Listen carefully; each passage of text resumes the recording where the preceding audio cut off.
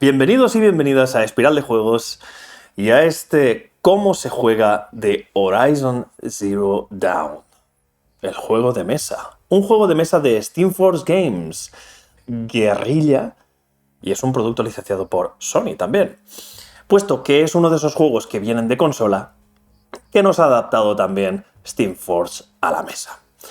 Este juego es un juego a partir de 14 años, de 1 a 4 jugadores y partidas desde 60 a 90 minutos. Y básicamente lo que haremos es convertirnos en cazadores. Cazadores, ¿eh? Qué palabra tan repetida en el canal. Y en los juegos de Steam Force también.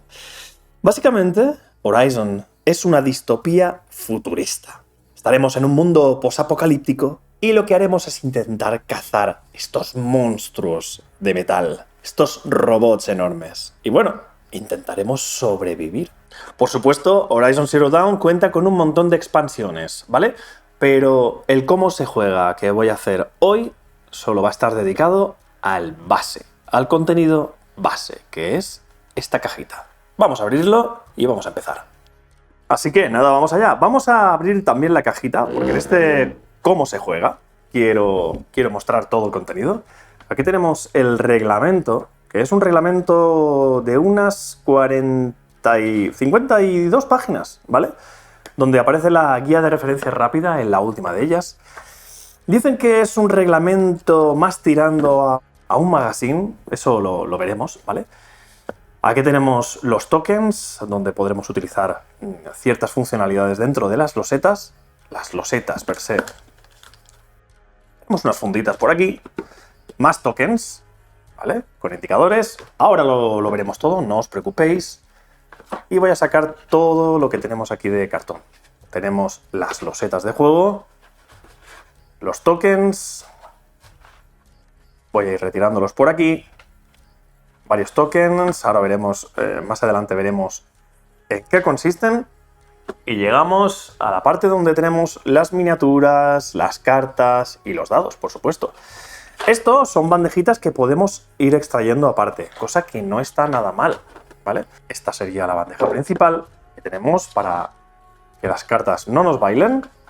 Vamos a sacar todo este fajo de cartas. Aquí tenemos cartas de personaje, cartas de equipamiento, cartas de eventos, y más abajo encontraremos las cartas de los enemigos, por supuesto, vienen fundaditas y sin abrir, ¿vale? ¿Qué tenemos por aquí? Pues unos dados, que os acordaréis de los dados de Dark Souls. Me gusta que hayan utilizado aquí la misma nomenclatura de color, bueno, no sé si llamarlo así, y tampoco sé si es exactamente igual, puesto que en Dark Souls era negro peor, azul mediano, naranja el más potente, ¿vale?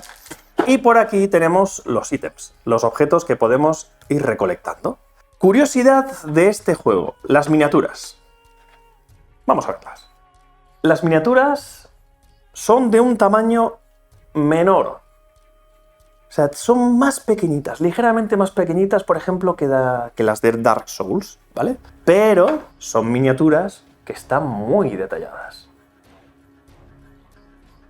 Como podéis ver, miniaturas muy detalladas. Voy a sacar a un enemigo por aquí.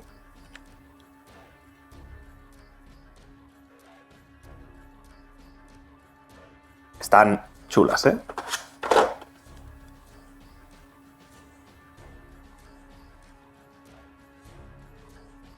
Otro que tenemos por aquí.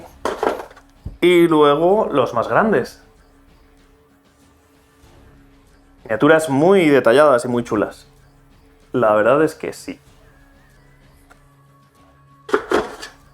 Y aquí tenemos otro. Otro de los grandes. Vamos a ver los pequeñitos.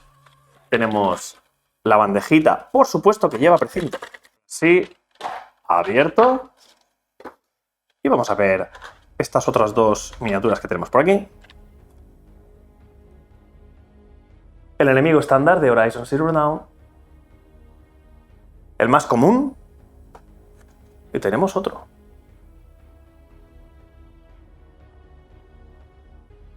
Interesantes. Luego los dos enemigos, bueno, los dos héroes, supongo que Sally. Parecería que sí. Y el que nos falta. El cuarto. Ya sabéis, de 1 a 4 jugadores. Estos son los héroes que tenemos. Ali va aquí. Sí. Y este aquí. Y poco más. En cuanto a miniaturas, el contenido de las cartas, vamos a verlo ahora porque empieza el cómo se juega. Vamos allá. Muy bien, pues para empezar, los jugadores tendrán que elegir a un cazador. Por ejemplo, yo he escogido a Karja Warrior, he colocado el equipamiento y también su carta correspondiente de trade, que se llama, y es una carta para establecer los niveles, las mejoras, ¿vale? Más adelante explicaré cómo funciona. Y también escogeremos el token del cazador elegido que encaje con el símbolo, ¿vale? Y lo colocaremos en la posición de start, de inicio. Esa va a ser el punto de partida de nuestra cazadora Karja. También tendremos que consultar la parte superior derecha de la carta de nuestra cazadora para encontrar el icono con el recurso inicial. Todos los cazadores tienen un recurso inicial. En este caso, Karja comienza con un recipiente de agua fría, que veremos también para qué sirve. Como he dicho, colocamos el equipamiento inicial, que sabremos que es el inicial porque vendrá el nivel 0, adjunto siempre al icono del cazador, y lo dispondremos en el orden que muestra este pequeño símbolo, bueno, este pequeño círculo que dibuja el conjunto de las cartas. El equipamiento siempre en la parte inferior, arma de mano izquierda, mirándolo desde nuestro punto de vista a la derecha, y normalmente es un escudo o otro tipo de equipamiento a su mano derecha, mirándolo desde nuestro punto de vista a la izquierda. Por supuesto, con el dibujo gris significa que no podremos equipar mejoras que no coinciden con el equipamiento que queremos reemplazar. Por supuesto, solo podemos tener una carta, ocupando uno de estos 3 espacios de equipo. Cada cazador tiene un mazo de cartas propio, ¿vale? Y es el mazo de cartas inicial con el que tendremos que comenzar a jugar, que también vendrá indicado por un 0, y además las cartas, recordad, también contienen o tienen ilustrado el icono del cazador concreto con el que estamos jugando, ¿vale? Este mazo, básicamente, va a ser la forma en la que podemos desarrollar las acciones de nuestro cazador, pero también es nuestra vida. Y si se termina, nuestro cazador, o en este caso, nuestra cazadora, perece, ¿vale? Los jugadores de Horizon Zero Dawn, como nosotros, que somos novatos, cogerán el token de novato, que es concretamente este. Y los que son jugadores avanzados tomarán el token de líder y lo colocarán arriba junto a su carta de personaje. Por supuesto, la miniatura preparada, y con esto estamos preparados para empezar a montar el escenario. Así que vamos allá. Tras la preparación de los cazadores, lo que tendríamos que hacer es escoger una quest. Y aunque escoger no encaja demasiado con solo tener el core, porque solo nos dan a elegir entre una quest, no hay más. Si tenéis más expansiones, sí que podéis hacerlo en este momento. Podéis elegir las diferentes quests que vais a desarrollar y preparáis el mazo de quest, que ahora lo veremos. Esto sería el mazo de eventos, ¿vale? Que va a impactar de manera diferente sobre cada una de las fases de esta quest, ¿vale? Y veremos cómo los jugadores tendrán que robar este mazo. Simplemente lo mezclamos y lo dejamos aquí a un ladito. Tomamos el mazo de recursos y lo mezclamos y lo vamos a dejar también cerquita, porque estos son los mazos que nos van a permitir comprar mejoras más adelante, como estas cartas de aquí, que son mejoras que podemos equipar a nuestro cazador. Ahora sí, es cuando vamos a coger las cartas de la quest y vamos a separar los 3 niveles. Voy a hacer espacio por aquí. Tendremos que separar los niveles 1, niveles 2 y niveles 3, tal que así. Ahora lo que vamos a hacer es mezclarlos de forma independiente. Mezclamos cada uno de los 3 niveles disponibles que hay y los colocamos uno sobre el otro. Primero el tercer nivel, a continuación nivel 2 y por último nivel 1. Y ya tenemos el mazo de la quest preparado. Ahora bien, hay una carta que no se tiene que mezclar dentro del mazo de la quest, que es Hunter's Call, la llamada del cazador. Esta, digamos que va en el último lugar del timeline, que ahora veremos por qué lo llamo así. Digamos que esto sería la ruta, y tenemos que dejar espacio suficiente para que quepan 4 cartas de nuestra quest. Más o menos así, cabrían 3, tendría que extenderlo un poquito, pero sí, que quepan 4 cartas. Muy bien, Horizon Zero Dawn se juega en 3 grandes fases. La primera de ellas es la fase de seguimiento. Y esto consiste en que el jugador con el token de líder va a coger cartas del mazo de tracking. Concretamente, las 3 primeras cartas de este mazo. A continuación, el jugador con el token de novato cogerá las 3 primeras cartas del mazo de eventos. Básicamente, la fase de tracking o la fase del seguimiento es para representar a los cazadores haciendo el seguimiento de la presa, buscando a la presa concreta. Entonces, como hemos dicho, el jugador con el token de líder verá las cartas que ha robado de tracking y elegirá en secreto una de las 3. Vamos a escoger, por ejemplo, esta, que sería más sencilla. Ahora veremos. Estas van al descarte. Y por otro lado, el jugador novato echará un vistazo a las cartas de evento y elegirá una de las 3. Por ejemplo, Tracker experto. Este cazador podrá comenzar el siguiente encuentro en cualquier espacio. ¿Vale? Pues ha elegido esta. En secreto también, ¿eh? Muy bien, y cuando las 2 cartas se muestran, se colocan tal que así. Directamente empezará el tracking y justo debajo de esta loseta, o sea, de esta carta de tracking, el evento que se va a disparar. Por supuesto, el resto, como hemos dicho, descartadas y en esta partida ya no entran. Y una vez el líder y el novato han elegido carta de tracking y de evento, es el líder el que va a revelar la carta para la primera ronda. Que esta no tendrá evento, ¿vale? Y va a ser la que quede en el mazo, por lo tanto. Muy bien, y ya que estamos aquí, vamos a ver cuál es la información que nos muestra una carta de tracking o una carta de seguimiento. Para empezar, el icono superior derecho nos indica que esta carta es una carta de nivel 1. Podéis ver que las cartas de nivel 3 y nivel 2 son así.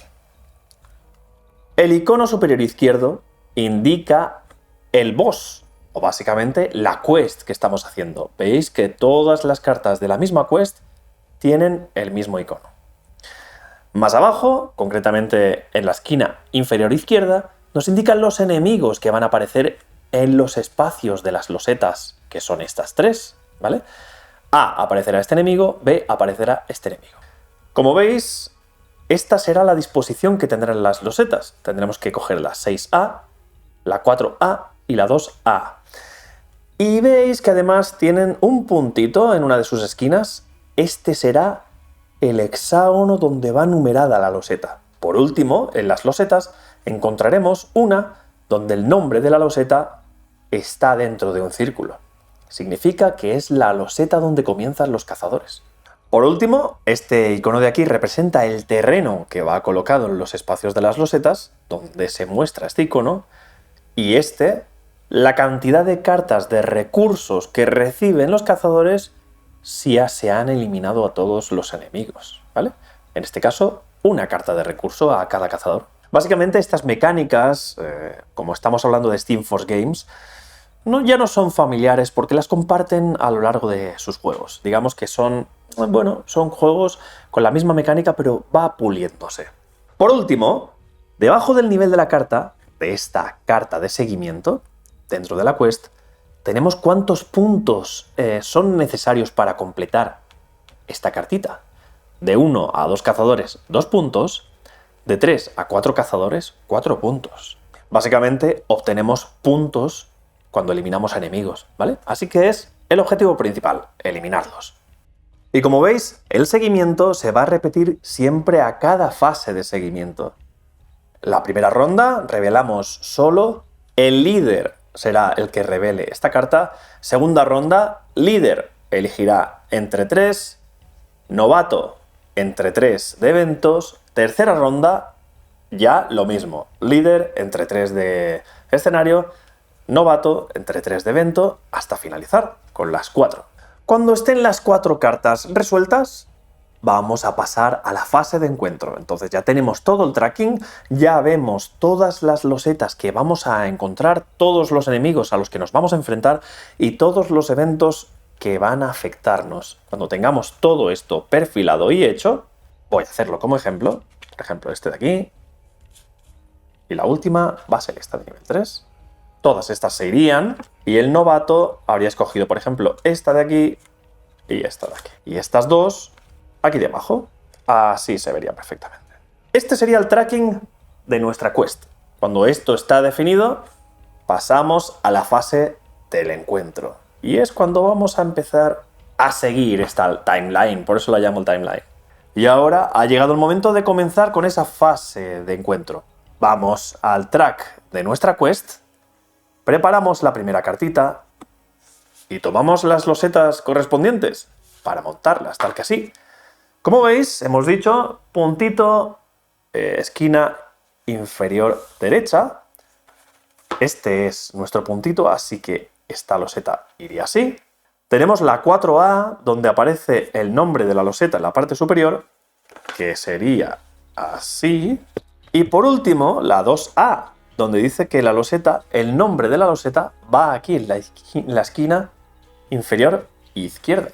O sea, aquí. Y con esto tendríamos el primer escenario preparado. He acercado la camarita para que veamos esto con más detalle. Ahora es el momento de preparar los enemigos. Tomamos las cartas de los enemigos y las dejamos a un ladito, con toda la información, que ahora veremos en qué consiste. Por supuesto también tomamos las cartas de comportamiento que corresponden a cada uno de estos enemigos y las dejamos junto al enemigo. Ahora, como bien dice nuestra carta, en las A's aparecerá nuestro Watcher. Aquí tenemos una A, aquí tenemos otra A, simplemente hay que leer los espacios correspondientes. Y en las B's aparece nuestro Strider, que esta es la mini, y tenemos una B por aquí arriba. No se ve, no aparece en el plano. Vale, lo he acercado un poquito más para que podáis ver más ordenado, digamos, las cartas del tracking, o lo que sería el seguimiento de la quest, las cartas de los enemigos y las losetas, aunque nos seguimos perdiendo la 6A. Importante, las losetas tienen dos caras, ¿vale? Estas serían la cara, de hecho lo dice aquí, en los numeritos, de 1 a 2 jugadores. Y la otra cara es para, bueno, jugadores, 3 a 4 cazadores. Y esta 1 a 2 cazadores, ¿vale? Es decir, puedo jugar en modo solo y puedo estar llevando al mismo tiempo 2 cazadores, ¿vale? En este caso, utilizaría este lado de la loseta. Si voy a jugar con 3 cazadores o más, al otro lado, ¿vale? El número de la loseta no cambia, simplemente el número de jugadores para el que está adaptado esa cara. Y ya que estamos, vamos a ver los tipos de terreno que podemos encontrar. En las losetas encontramos zonas como esta. Esto se llama la hierba alta. Mientras un cazador esté en la hierba alta, no alerta a los enemigos situados en casillas adyacentes, o en zonas, yo lo llamo zonas, ¿vale? Y los enemigos se alertan al inicio de su activación, ¿vale? Es decir, si nos quedamos en una zona de hierba alta, ese enemigo no se alerta. Ahora, si por el contrario, al finalizar nuestro turno, nosotros decidimos quedarnos en una hierba alta, como podría ser esa, y uno de los enemigos entra en esa zona, el enemigo sí entra en un estado de alerta, que lo representaremos con este token de aquí. Muy bien, hemos visto el tipo de terreno que está representado directamente en el arte de las losetas. Ahora vamos a ver los terrenos que están representados en tokens. Este es un token de ruina. Si un enemigo ataca a un cazador en la misma zona que un token de ruina, en lugar de hacer una tirada de evasión, el jugador puede eliminar el token de ruina e ignorar el ataque por completo. Este es el token de roca. Si un cazador realiza un ataque a distancia o cuerpo a cuerpo estando en un token de roca, obtiene un punto de gloria más y elimina un componente o mata al objetivo. Aunque esto tiene su pega, ya que un cazador en el mismo espacio que un token de roca siempre cuenta como el último cazador activo. También tenemos este tipo de tokens. Este es el token de máquina inerte. Estos tokens representan enemigos averiados esparcidos por el terreno. Un jugador puede usar una acción para recoger 3 cartas de chatarra, o bueno, como yo las llamo, de recurso, cuando esté en un espacio con este token.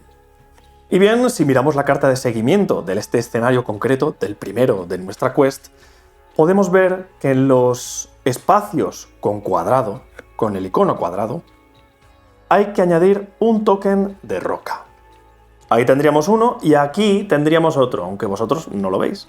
Ahora que hemos preparado el escenario y colocado los tokens de terreno que estaban en la carta de seguimiento, los jugadores deben comenzar el encuentro colocando su miniatura en la loseta con el círculo blanco, es decir, 4A. Por supuesto, el jugador que tiene el token de líder es el primero en colocar su miniatura en uno de los espacios exteriores de la loseta. Entonces, por ejemplo, yo ya que estoy, voy a colocarlo aquí, en hierba alta. Naturalmente, en partidas con un solo cazador, ese cazador tendrá el token de líder.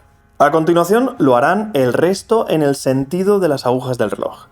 Si los jugadores quieren, pueden poner varios cazadores en el mismo espacio. Por ejemplo, aquí. Finalmente, cada jugador baraja su mazo de cartas, toma 5 cartas, ya que este es su máximo tamaño de mano, ¿vale? Y antes de comenzar la caza, vamos a echarle un ojo a las cartas de datos de enemigos que tenemos aquí a la izquierda. Esta es la carta de datos del enemigo. Aquí arriba podemos ver qué tipo de enemigo es. Y aquí tenemos el resto de la información. El primer dato es la cantidad de puntos de vida del enemigo. El segundo representa su defensa o escudo. Lo que significa que si, por ejemplo, hacemos 4 daños a este enemigo, 1 va a desaparecer debido a ese escudo. Ojo, importante, el escudo solo cuenta si el enemigo está en alerta, por supuesto. Estos 3 últimos datos son lo que obtendremos si liquidamos a este enemigo. Este de aquí es la cantidad de cartas de chatarra, este la cantidad de puntos de gloria, y el último de aquí abajo son los puntos de encuentro, que por cierto son para todo el grupo de cazadores, ¿vale? En este espacio de aquí se mostrarán sus reglas especiales si las tiene, que básicamente es leer su literal y aplicarlo. Y en este caso este enemigo no tiene, pero este otro sí que lo va a tener. No voy a retirar esa, voy a mostraros este directamente. Este indicador de aquí, llamado A, es el componente mecánico que este enemigo tiene. Por ejemplo, si hacemos daño a su componente A, el enemigo va a sufrir el efecto de aquí. Incluso otras veces, si este componente es utilizado por su carta de comportamiento para realizar los ataques, impediremos que ejecute dichos ataques, o sea que es muy interesante. Luego, por último, esta es la carta de comportamiento del enemigo, y esto determinará qué hará este enemigo durante su activación. Más adelante veremos cómo funciona y todas estas cositas de los componentes que acabo de mencionar. Bien, ahora que hemos preparado el escenario, los enemigos a los que nos vamos a enfrentar, y sabemos los puntos de encuentro que necesitamos para superar la carta de la quest, en este caso, de 1 a 2 jugadores, 2 puntos de encuentro, de 2 a 4 jugadores, 4 puntos de encuentro, es el momento de dar comienzo a la fase de encuentro. Esta fase de encuentro comienza con la activación de los cazadores. Voy a retirar este de aquí, que harán su activación siempre comenzando por el jugador con el token de líder. En el caso de un único cazador, pues el único que hay, claro. Y si hubiera más cazadores, siguiendo en el sentido de las agujas del reloj. Muy bien. Van a ir activándose hasta que logren los puntos que necesita el encuentro para ser superado. O que por desgracia se falle. En cualquier caso, ¿qué puede hacer un cazador durante su activación? Pues vamos a verlo. En primer lugar, al comienzo de su turno, un jugador puede descartar cartas de su mano y robar hasta tener nuevamente 5. Lo que se conoce siempre como un mulligan, ¿vale? Pero ojo, no abusemos mucho de esto porque estas cartas son la vida del cazador.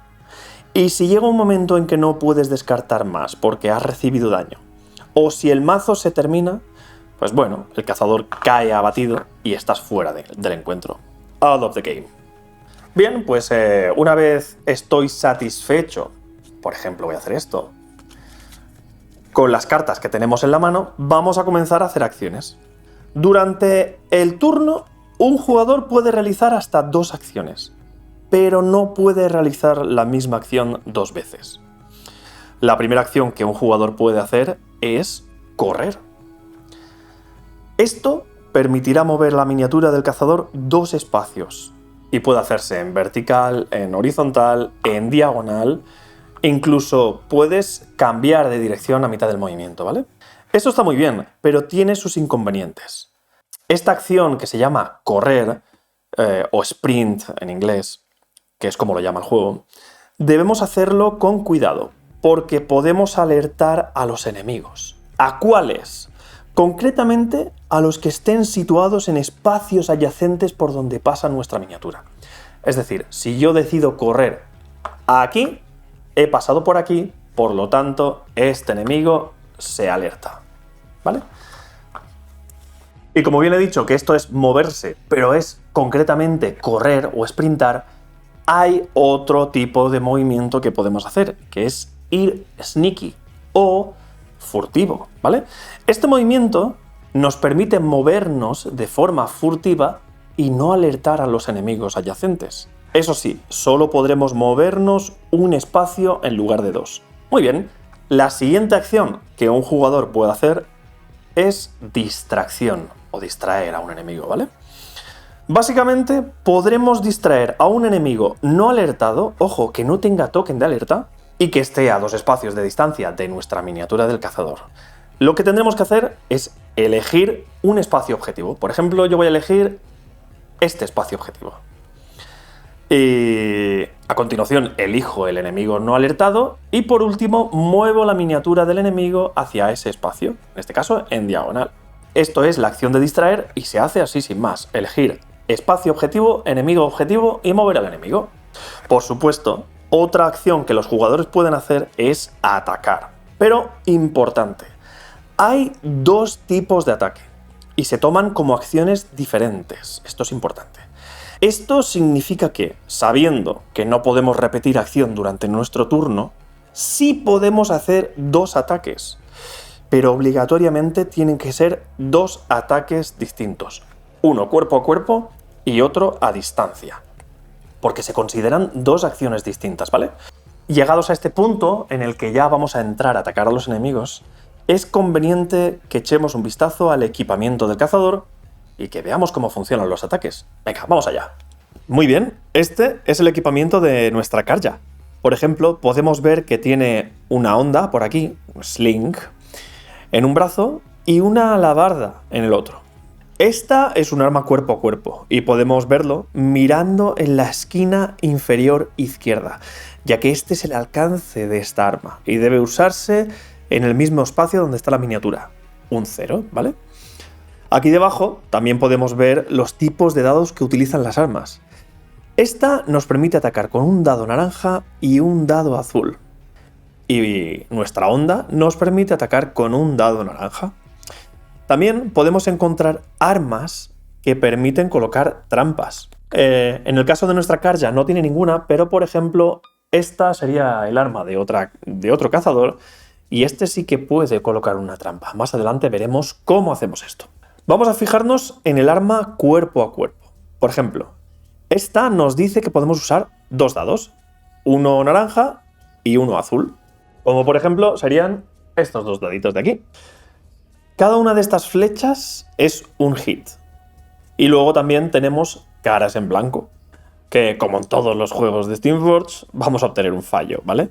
Pero luego, por ejemplo, si obtenemos este icono de aquí, habremos logrado hacer un crítico al enemigo. Y para esto debemos mirar qué icono aparece aquí, qué símbolos aparecen aquí al lado del icono de crítico, de nuestra carta con la que hemos hecho el ataque, claro. Los críticos habitualmente suelen proporcionar o daños adicionales o condiciones que tenemos que aplicar o ambas cosas. En este caso, nuestra alabarda, si tenemos un crítico, nos permite dos cosas: añadir 3 éxitos a los resultados de dados, a las flechas obtenidas, y además realizar una esquiva. Esto significa que podemos mover la miniatura de nuestro cazador un espacio adyacente. Por supuesto, hay ciertas armas que permiten aplicar condiciones de fuego o condiciones de rayo.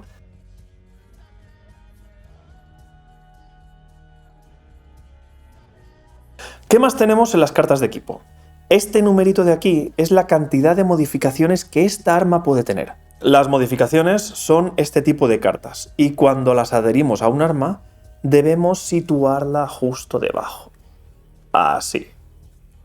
Para que solo sea visible el texto de la mejora que proporciona. Esta arma de aquí puede tener como máximo 2 modificaciones, así que podríamos añadir todavía una más. Pero nuestra onda solo permite 1, así que únicamente podríamos añadir una carta de mejora y ya está. Pero además de las mejoras, ¿qué podemos hacer con nuestras armas?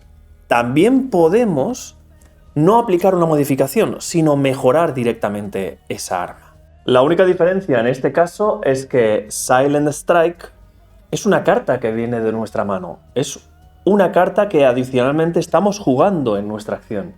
Así que sumamos el dado azul, leemos el texto que nos indica la carta, lo voy a colocar así, simplemente para representarlo. Por ejemplo, esta munición solo se puede utilizar si el cazador está en un espacio de hierba alta al inicio del ataque. Si cumplimos, lo podemos usar. En este caso, añadiremos más 4 de daño y lanzaremos ese dado azul extra.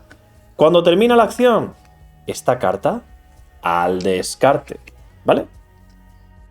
Si, por ejemplo, voy a dejar la carta de equipamiento aquí, ¿vale? Y voy a prepararme para hacer este ejemplo. Estamos utilizando un equipamiento cuerpo a cuerpo, ¿vale? Arma cuerpo a cuerpo, así que es imprescindible que nuestro cazador esté en la misma zona que un enemigo. Con nuestra arma cuerpo a cuerpo, con esta alabarda, podemos atacar a este Watcher de aquí, que esta es su carta de estado, la carta de estado del enemigo. Ahora, en primer lugar, tendremos que preparar los dados naranja y azules que requiere el arma principal y a continuación los dados adicionales, si los hubiera, para las mejoras de nuestra arma, ¿vale? Ahora simplemente hacemos la tirada y vemos los resultados. Mira, tenemos un buen ejemplo aquí. Cada una de estas flechas es un éxito, ¿vale? No han salido caras blancas, pero ya sabemos que la cara blanca es un fallo. Y este icono de aquí, que qué bien que nos haya salido, es el crítico. Así que vamos a contar primero los éxitos. Tenemos 5 más el crítico.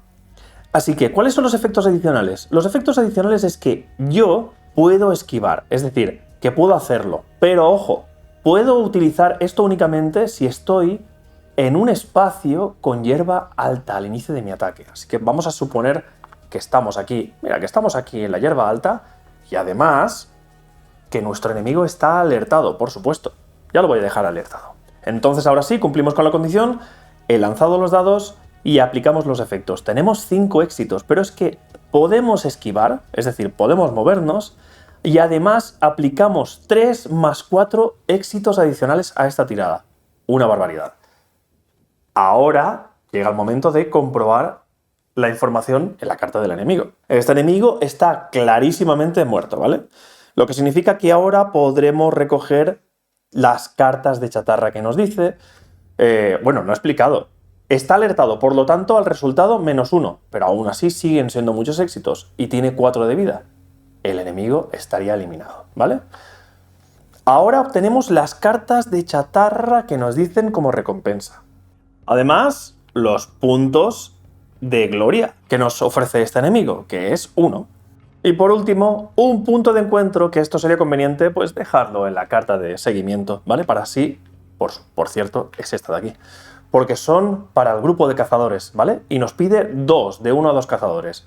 Muy bien, este ataque que hemos hecho es para armas cuerpo a cuerpo. Para las armas a distancia, primero tendremos que asegurarnos que el enemigo está en rango con el cazador, con la miniatura de nuestro cazador. Y luego, tal y como acabamos de hacer, por ejemplo, este me permite un rango de 2 con esta onda, un dado naranja solo, como acabamos de hacer, lanzamos el dado y aplicamos los efectos. Un daño. Así que tomaríamos un token de daño y lo situaríamos junto a la miniatura del enemigo. Ahora, un ataque algo distinto sería el uso de las trampas. Vamos a ver cómo funciona. Nuestra cazadora no tendría ninguna arma con trampa, pero por ejemplo vamos a utilizar esta. ¿Veis que cuando en el espacio de los efectos del ataque de nuestra arma aparece este icono, significa que hay que colocar una trampa? Y cuando se active tendremos que aplicar estos efectos que dicen a continuación. Efecto de fuego, condición de fuego y además lanzar un dado azul. En primer lugar, lo que tendremos que ver es la distancia de la trampa. En este caso no nos permite colocar esta trampa o lanzarla a distancia, así que tendrá que ser situada en el espacio que ocupamos. ¿Y cómo lo hacemos? Tomando un token de trampa y dejándolo en el espacio que ocupamos en este momento. Y como algunos cazadores pueden tener varias trampas en el tablero, lo que vamos a hacer es utilizar el token homólogo de esa trampa, en este caso los números 1, para saber a qué carta pertenece cada una de las trampas que hay en el escenario. En este caso, imaginemos que nosotros nos hemos movido, hemos provocado que un enemigo nos persiga. Si un enemigo ocupa el espacio de la trampa, esta se activa. Y a continuación, aplicamos los efectos como si fuera un ataque a distancia. En primer lugar, condición de fuego. Perfecto. Y en segundo lugar, lanzamos el dado azul para ver el daño del enemigo. 2 hits. Así que tomamos 2 tokens de daño y los dejamos junto a la miniatura. Por supuesto, la trampa ya se ha activado. Ahora bien, ¿recordáis que algunos de los enemigos tienen componentes? Como nuestro Strider o como por ejemplo nuestro Scrapper, aquí. Muy bien, pues en nuestro ataque podemos decidir atacar a ese componente. Pero claro, las trampas no pueden atacar a los componentes de estos enemigos, ¿vale? Así que solo servirían ataques cuerpo a cuerpo o ataques a distancia. Entonces bien, con un ataque cuerpo a cuerpo, con un ataque a distancia, podemos elegir atacar a uno de estos componentes del enemigo. Voy a coger un Scrapper, que es esta miniatura de aquí. Imaginemos que el Scrapper está aquí, ¿vale? Y aquí tenemos su carta de comportamiento. Muy bien, pues vamos a ver cómo funciona esto. El primer valor es el daño que haremos al enemigo si destruimos este componente. Por ejemplo, 2 de daño si destruimos el componente A, 2 de daño si destruimos el componente B. Esto de aquí es el texto que aplicaremos si destruimos ese componente. Por ejemplo, células de energía. Deshabilita los ataques A. Y este es un radar, deshabilita el radar sweep, ¿vale? ¿Qué más tenemos? Este de aquí es el valor de TIR y el token que debemos utilizar para marcar este daño, ¿vale? ¿Y qué es el TIR? Bueno, pues imaginemos que he lanzado mi ataque contra este enemigo, ¿vale? Y he decidido que voy a atacar al componente. En este caso lo que tenemos que hacer es comparar el número de éxitos obtenidos con este valor de TIR. Si yo he decidido, por ejemplo, atacar a las células de energía, el valor de TIR, que es un 4, se calcula de la siguiente forma. Si hemos obtenido al menos la mitad de éxitos que ese valor de TIR, hemos dañado el componente. Que efectivamente 2 es la mitad de éxitos del TIR que necesito para dañarlo. He lanzado y he obtenido 3, por lo tanto, podemos considerar que he dañado el componente A y lo marcamos con este token. Esto significa que la próxima vez que volvamos a atacar al componente, con al menos la mitad del valor, lo destruimos.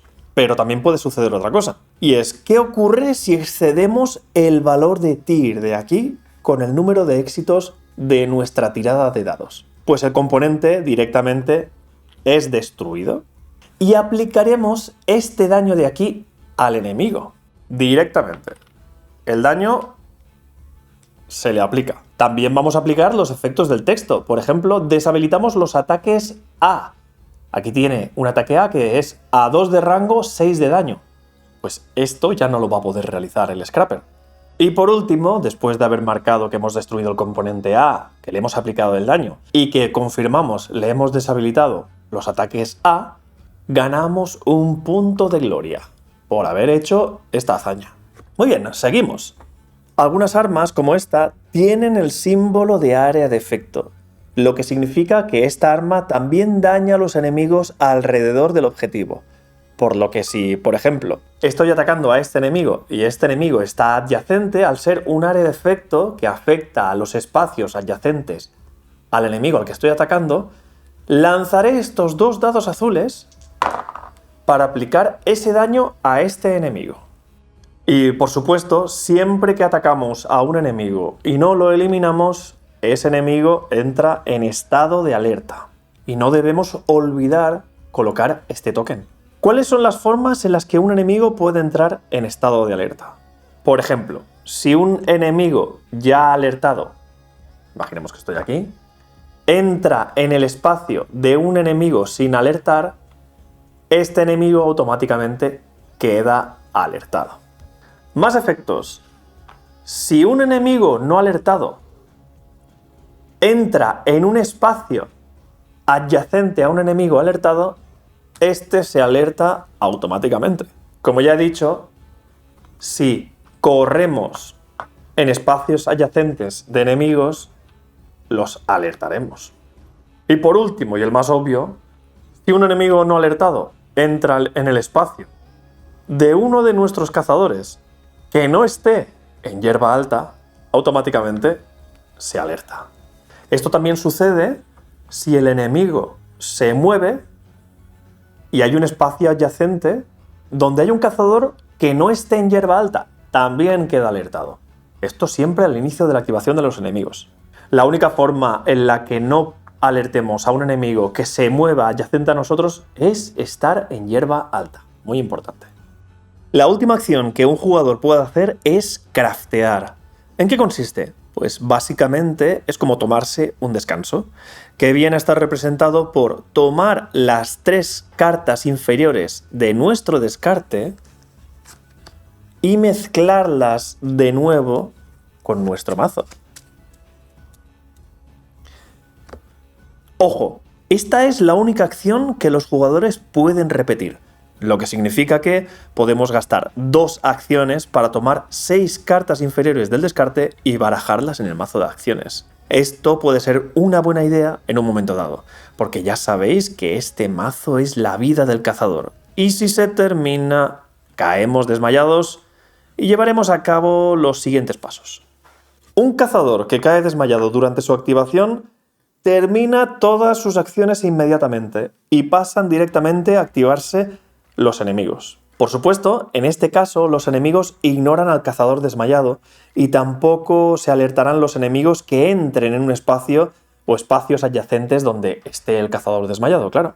A continuación, el cazador que se ha desmayado tiene que saltarse su siguiente turno por completo, incluida la activación de los enemigos, para luego regresar a la partida al inicio de su próxima activación. Es decir, un cazador que ha caído desmayado pierde las acciones que le restaban en el turno actual más el siguiente turno por completo. Por último, baraja los descartes con el mazo, lo mezcla, toma de nuevo 5 cartas y ya puedo hacer su activación con normalidad.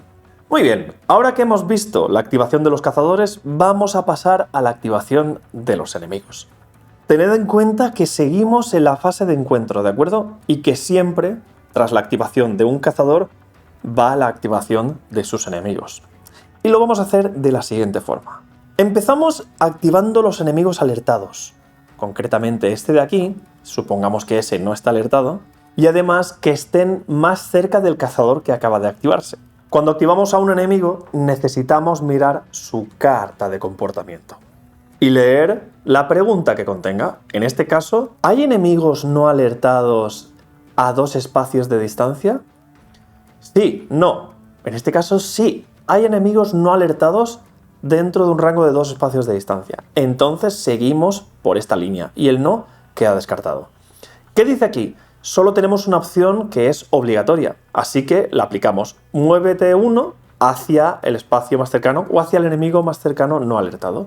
Se mueve 1 en diagonal. Ya sabéis, un enemigo alertado que ocupa el mismo espacio que un enemigo no alertado, ¡pam!, lo alertamos también. Lo bueno de estas cartas de comportamiento de Horizon es que son literales. Es decir, leemos y aplicamos. No da lugar a la interpretación. Ahora bien, puede suceder, como este caso de aquí, que los textos aparezcan en negro, en este caso con un fondo negro, en este caso son obligatorios, o con un fondo ligeramente azulado y con una flechita aquí. Esto es opcional y solo se tiene que aplicar uno de los dos. Por ejemplo, ¿hay algún cazador a un espacio de distancia? Este está desmayado. No hay ningún cazador, ¿vale? Entonces, aquí va a aplicar una de las dos. Ataca a distancia 2 de rango, no tiene a nadie a 2 espacios de distancia, pues se mueve 2 hacia el cazador más cercano. En este caso no hay nadie, no lo voy a mover. Pero solo se cumple uno. Si puede realizar el ataque, el segundo ya no lo hace, ¿vale? No se mueve adicionalmente 2 espacios hacia ese cazador, no. Los enemigos habitualmente nos van a atacar durante su activación, así que vamos a ver qué son estos numeritos de aquí. Si colocamos estas cartas de comportamiento, aquí las vais a ver mejor. Muy bien, el número superior de aquí o de aquí es el rango de ataque de ese enemigo. El segundo es el daño directo que nos va a aplicar. Y si, por ejemplo, encontramos este simbolito adyacente a la información del ataque, es que el enemigo usa este componente para realizar este ataque. Y aquí es donde entra la magia de dañar los componentes. Si nosotros habíamos destruido el componente A de este enemigo, no podrá atacarnos. Así que, como esto es una condición opcional, como no puedo utilizar el componente A, se mueve 2 hacia el enemigo más cercano, para luego intentar hacer esta acción de ataque que no necesita el uso de un componente. Así que, como veis, eliminar componentes es una estrategia interesante con los enemigos un poco más poderosos, que tienen más vida y todo esto. Y bien, ya que estamos aquí, ¿cómo nos defendemos de uno de estos ataques? Por ejemplo, voy a hacer que me va a atacar el Watcher. Pues es tan sencillo como mirar nuestro equipamiento de defensa que tiene el cazador equipado y lanzar los dados que nos indiquen en esta armadura. De esta forma podremos eliminar parte del daño que vamos a recibir. Si suponemos que saco un 2 con este dado naranja, recibo un 2 de daño y tengo que descartar 2 cartas de mi mazo. Algunos enemigos tienen varias cartas de comportamiento, así que leer la carta de comportamiento se tiene que hacer de forma diferente. Esto funciona exactamente como en Dark Souls, el juego de mesas. No sé si lo conocéis, pero es exactamente igual. Se mezcla, se revela una carta de comportamiento y se ejecuta. Cuando se ha ejecutado, se revela otra. Y cuando se terminan, se mezcla otra vez el mazo. Y así una y otra vez. Así funcionan enemigos con muchas cartas de comportamiento.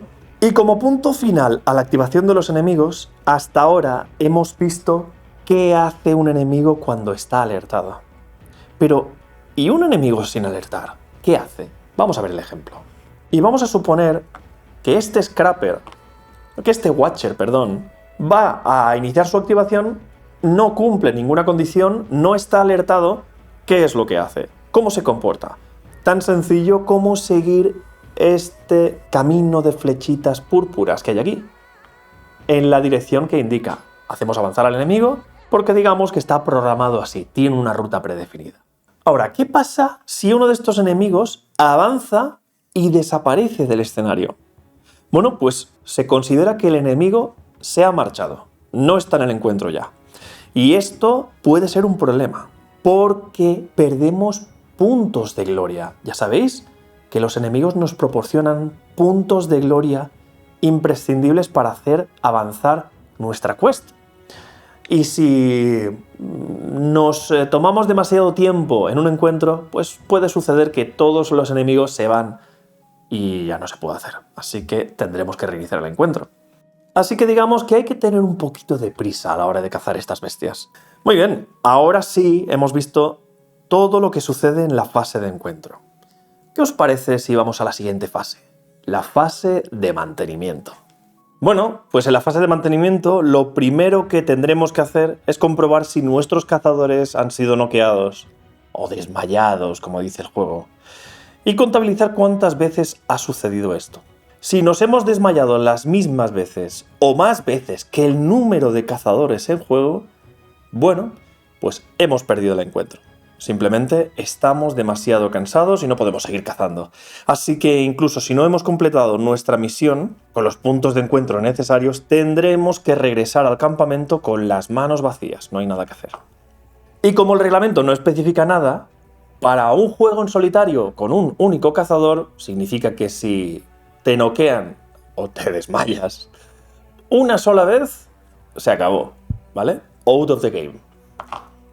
Pero bueno, si esto no es así, si resulta que no caísteis noqueados tantas veces como cazadores, pues eso significa que tendremos que pasar a contabilizar la cantidad de puntos de gloria obtenidos en este encuentro, 2, lo comprobamos aquí para el número de cazadores, y si efectivamente esto se cumple, hemos superado el encuentro. Ahora, en este punto, podemos voluntariamente terminar la cacería y pasar directamente a la fase de campamento. Pero también podemos quedarnos en el encuentro y cazar al resto de enemigos, si los hubiera, para conseguir más puntos de gloria. Eso sí, si todos los jugadores están de acuerdo. Y bien, llegados a este punto, vamos a dar comienzo a la fase de campamento. En esta fase, ahora sí, lo primero que tendremos que hacer es recoger las losetas del escenario. El encuentro ya no tiene sentido, ha sido superado, por lo tanto, se recoge todo. Y a continuación, situamos nuestro cazador junto a nuestras cartas de equipo. Si perdimos el encuentro, ojo, nos tendremos que saltar esta parte. Este primer paso de la fase de campamento se llama fase de victoria. Y repito, si perdimos, el paso de victoria se salta y se va directamente al paso de mercado, donde intentaremos gastar los recursos obtenidos para mejorar nuestro equipo. Pero si no, si logramos obtener los puntos de encuentro necesarios, entonces vamos a contabilizar los puntos de gloria que tiene cada cazador. Supongamos que nuestra Karja consiguió todos esos. 7 son muchos, pero bueno. Para el ejemplo, en el paso de victoria lo que vamos a determinar es cuál es el mejor cazador de todos. En este caso solo estáis viendo uno, pero con una partida a 3 compararíamos los puntos, entonces procederíamos a repartir los tokens de Sol, Líder y Novato. El del Líder ya lo tenemos aquí, el de Novato sería este, y el resto de tokens que vamos a encontrar son estos de aquí. Por ejemplo, en un juego con 4 cazadores, el cazador con más puntos de gloria obtiene Sol Radiante. Y además, el token de Líder. El segundo obtendrá el Sol completo.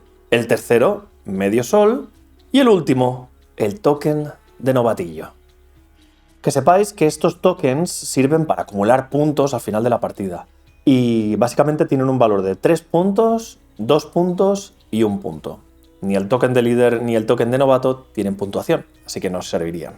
Seguimos, en un juego a 3 simplemente no usamos Sol Radiante.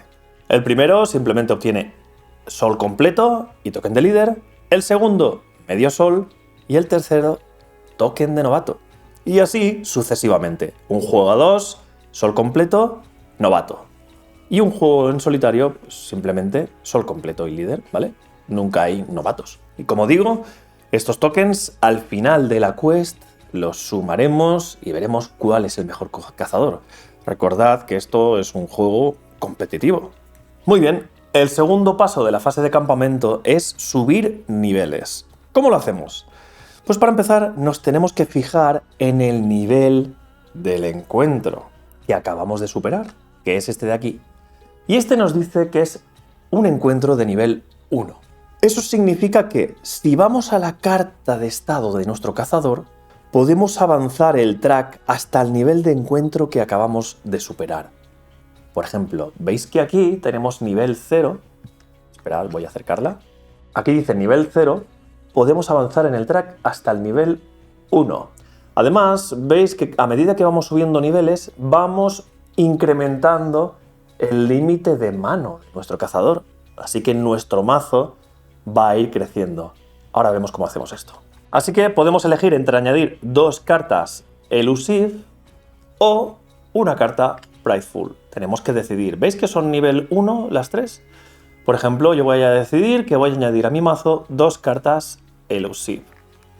¿Vale? Así que estas van al mazo.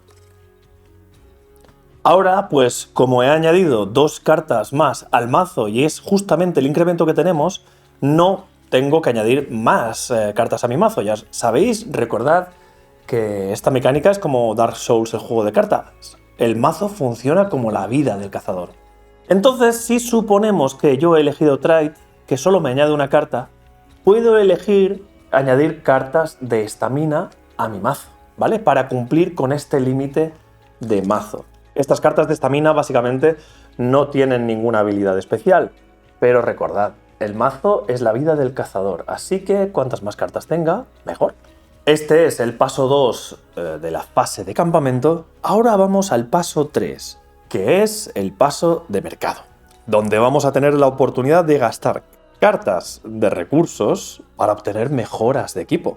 En el mercado hay 3 niveles de cartas que podemos adquirir, tantos como niveles de encuentro que vamos a tener.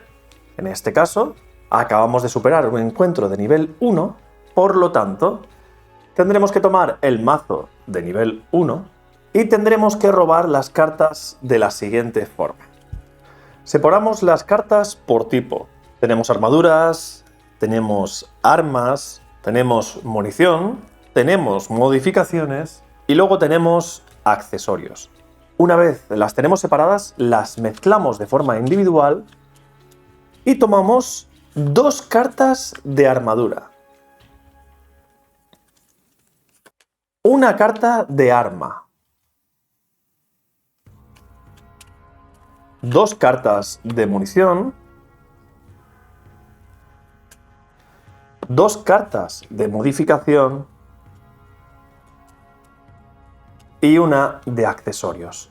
Con esto vamos a revelarlo todo y vamos a tener que elegir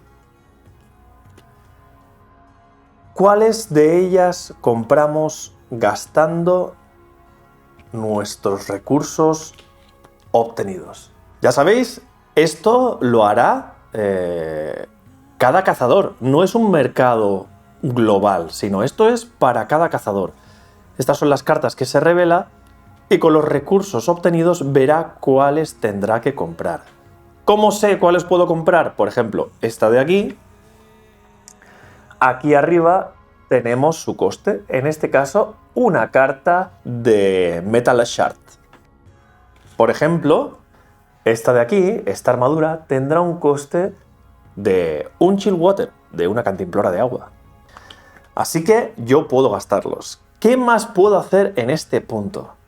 Si yo quisiera, por ejemplo, esta arma, que tiene un coste de 2 Metal Shards, pero da la casualidad de que tengo solo uno, yo puedo descartar o la cantimplora o el Blaze, que estos son recursos especiales, por un Metal Shard.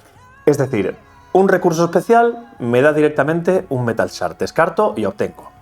Pero si yo quiero, por ejemplo, la cantimplora para comprar esta armadura, resulta que no tengo una cantimplora, necesito descartar 2 Metal Shards para obtener ese recurso. Los recursos especiales son más caros. Así que nada, una vez hago esto, voy a gastar la cantimplora, me mejoro esta y supongamos que el Blaze no me sirve para nada, así que lo voy a cambiar por un Metal Shard y voy a añadir un poquito de munición. Bueno, una mejora para una de estas armas. Esta mismo. Descarto. Estas son las mejoras que he comprado en el paso de mercado de la fase de campamento y ya podría reemplazarlas directamente, ¿vale? Ya tendría cartas de nivel 1 y podría mejorarme esta arma de aquí con esto. Y poco más, ya hemos visto todas las fases que tiene una de las rondas de Horizon Zero Dawn, donde hemos terminado con la primera carta de seguimiento. Ahora tendríamos que volver a la primera fase, completar el seguimiento con la carta de evento, ya sabéis, token de líder, elige quest, token de novato, elige evento.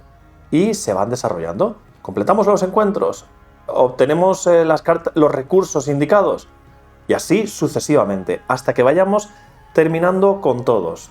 Y vamos así hasta que finalmente revelamos Hunter's Call, que es el final de nuestra quest, la que viene en la caja base de Horizon Zero Dawn. El cazador con el token de novato tendrá que elegir también un evento, lo adjuntará a este y podremos comenzar ese encuentro especial con la mini más grande que viene en el juego del core. Y para terminar la partida de Horizon Zero Dawn, simplemente los cazadores van a tener que contar todos los puntos logrados. Ya lo sabéis, los tokens de líder y los tokens de novato no suman. Por ejemplo, estos 3. Tenemos el sol radiante, el sol completo, y tenemos el medio sol. 3 puntos, 2 puntos, 1 punto. En este caso, los 2 cazadores habrían empatado. Así que básicamente, como hay un empate final, al igual que los empates que se den al final del encuentro, nunca se resuelven obteniéndolo uno y el otro no. No, ambos reciben el mismo tipo de punto. En este caso, como se ha dado el empate al finalizar el juego, es tan sencillo como el jugador, el cazador, con el token de líder, obtiene la victoria. Y nada más, esto ha sido el cómo se juega de Horizon Zero Dawn. Espero que os haya gustado, que os haya parecido de utilidad y nos vemos en la partida, que la tendremos próximamente en el canal. Como digo siempre, gracias por estar ahí. Si te ha gustado, dale a like, comparte, suscríbete y nos vemos. Adiós.